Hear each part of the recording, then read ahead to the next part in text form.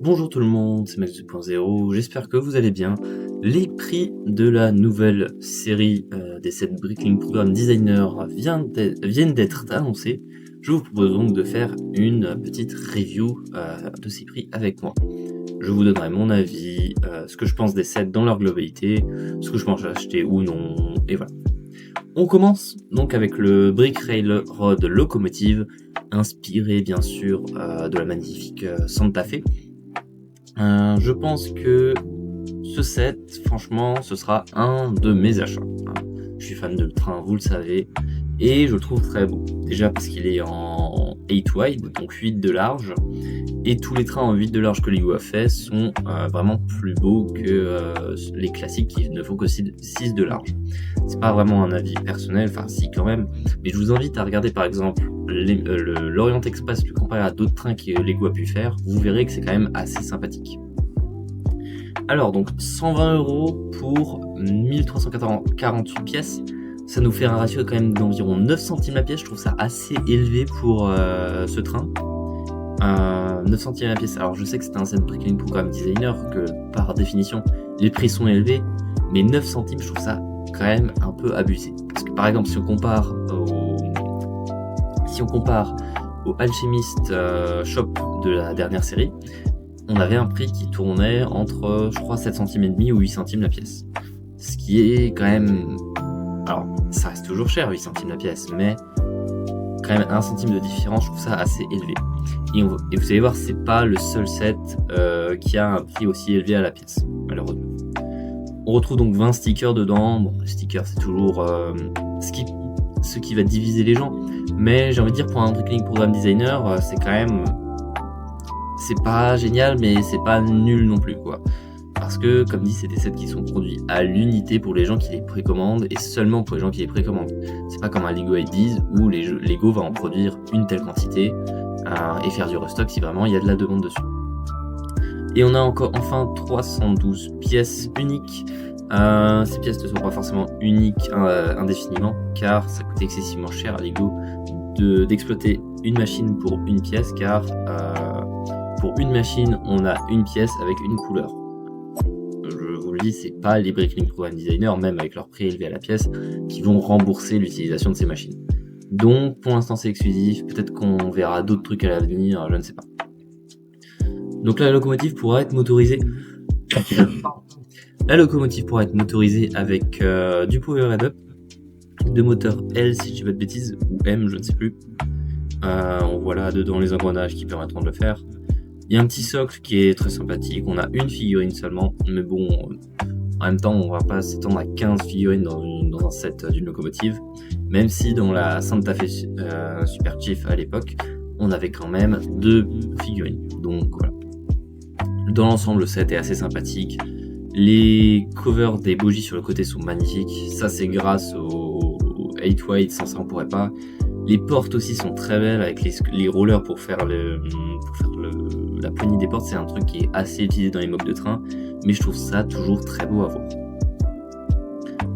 Ensuite, en deuxième set, nous avons le Coconut Cape au prix de 210€ pour 2384 pièces, qui fait un ratio d'environ 8,8 centimes, donc on va toujours rester sur ce ratio de 9 centimes la pièce, ce qui est toujours élevé. Tous les sets de cette vague ont un prix très élevé malheureusement. J'aime bien ce set, mais il y a un truc que je lui reproche, c'est qu'il ne s'agisse que d'une... 2 secondes, je retrouve l'image. C'est qu'il ne s'agisse que d'une façade. Vous voyez, il n'y a pas de mur derrière pour fermer le bâtiment, ce qui aurait été franchement assez simple à faire, on va pas se le cacher. C'est dommage que ce ne soit pas présent, on va devoir garder le bâtiment toujours du même côté, alors qu'avec un mur, on aurait pu potentiellement imaginer différents moyens d'exposer le set. Et même du coup sur un layout pirate, il devient difficile d'exposer le set, car si vous n'avez pas les pièces tout simplement pour refaire des murs supplémentaires, bah vous n'avez pas exposé comme ça un set avec pas de mur derrière au milieu de tout. Ce serait un peu bizarre. Niveau des figurines, on a quand même 9, avec pas mal de figurines avec des jambes en bi-injection, ce qui est assez sympathique. On va pas s'attendre non plus à quelque chose de fou, il n'y a pas des impressions folles, tout ça, c'est du Bricklink Program Designer. Mais Dans l'ensemble, le set a quand même 506 pièces uniques, donc soit près d'un cinquième du set en pièces uniques. Et on peut aussi changer les drapeaux. Ça, c'est franchement quelque chose de très sympathique. J'aime beaucoup personnellement l'idée. C'est vraiment de personnaliser comme on veut tout ça. Il s'accompagnera très bien d'ailleurs avec le Frégate Fortuna, comme on peut le voir sur cette image. Je l'ai commandé, le Frégate Fortuna. Il y aura sans doute une review plus tard dans l'année quand il arrivera. Mais bon, peut-être, comme dit, un achat à réfléchir sur ce set. Il est sympa, mais vraiment à réfléchir. Au troisième set, nous avons le Dustmark Keep, donc une forteresse du désert,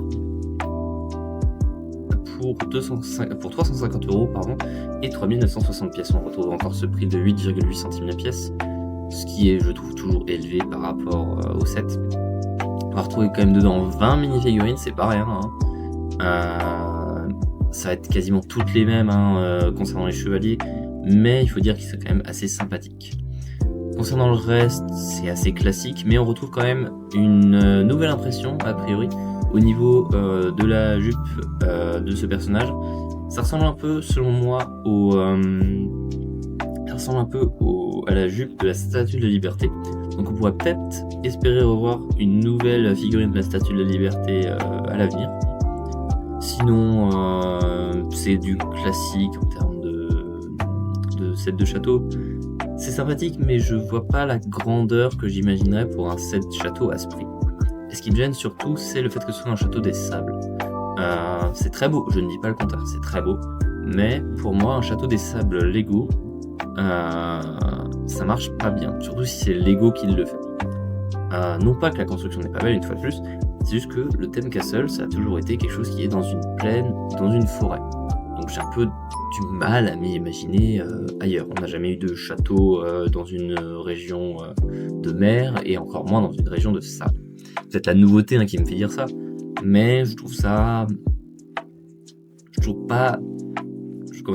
pas ça exceptionnel. Une fois de plus, le build en lui-même est magnifique, mais je suis pas super fan non plus. On a quand même donc 600 pièces, donc un sixième du set environ, avec des pièces uniques. C'est sympa, on dit pas non, mais comme dit une fois, c'est pas des pièces qui vont rester indéfiniment uniques. Ensuite, on a le University of Science, le set le plus cher de cette vague, 360 € pour 3991 pièces, ce qui nous fait un ratio de... 2 secondes, j'écris. Ce qui nous fait un ratio de 9 centimes 02 la pièce. Le set le plus cher de cette vague pour l'instant, mais vous allez voir qu'il y a pire juste après si je dis pas de bêtises. Le set est très beau.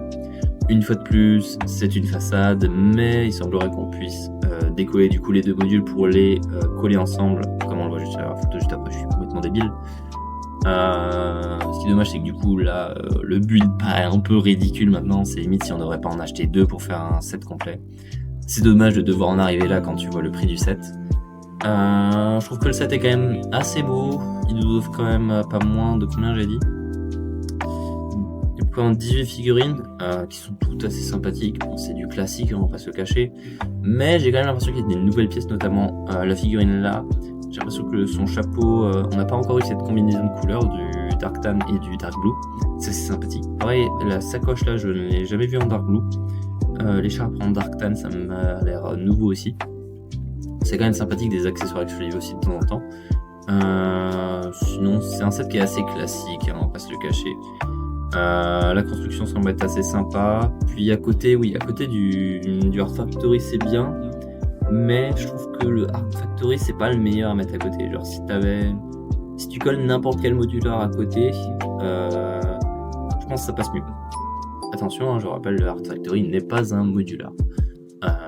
Bêtement parce qu'il n'a pas les caractéristiques d'un modular. Il n'est pas sur des baseplates. Il est, si il est sur des baseplates, si je dis pas de bêtises, mais le trottoir est construit à l'horizontale et c'est surtout un trottoir entièrement gris clair et non gris foncé. C'est pas un set que j'achèterais, je pense, au vu du prix, premièrement, parce que 360 € c'est une somme, on va pas se le cacher. Et je vous ai donné mon avis qui est assez mitigé sur le set. Il est beau, mais pour moi il ne vaut pas ce prix. Et enfin, le Water Balloon, un des sets les plus beaux de cette vague selon moi, si ce n'est le plus beau de cette vague selon moi. Magnifique. Le souci, c'est encore une fois le prix. 80€ pour 883 pièces. Ça nous fait 9,06 centimes la pièce. C'est légèrement plus cher que celui d'avant. Mais franchement, 80€.